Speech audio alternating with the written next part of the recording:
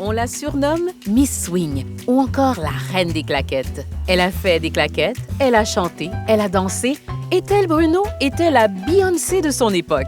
Née en 1936 d'un père barbadien et d'une mère jamaïcaine, la jeune Ethel enfile ses premiers chaussons de danse dès l'âge de 3 ans. C'est dans le quartier d'Harlem à New York, à quelques pas du légendaire Apollo Theater, que grandit la jeune prodige. Dès son plus jeune âge, elle étudie les claquettes à la Mary Bruce Academy, puis poursuit ses études à la High School of Performing Arts à New York.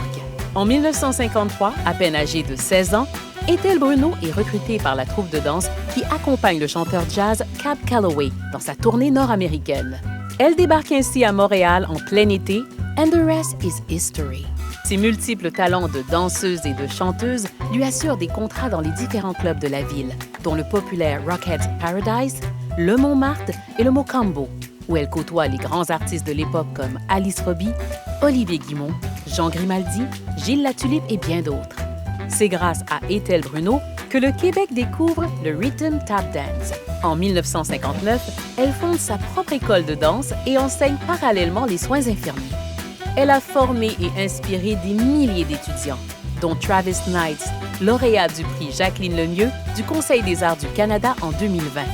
Ethel Bruno est la première danseuse de claquettes à être intronisée au temple de la renommée de la danse canadienne. Son dévouement à son art et à la communauté de la danse lui a valu le Martin Luther King Jr. Achievement Award en 2009.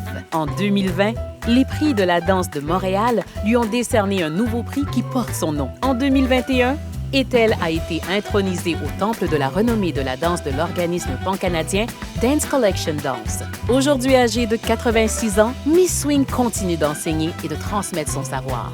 Son nom est inscrit dans l'histoire de la danse au Québec, au Canada et en Amérique du Nord, avec les lettres de noblesse teintées d'or.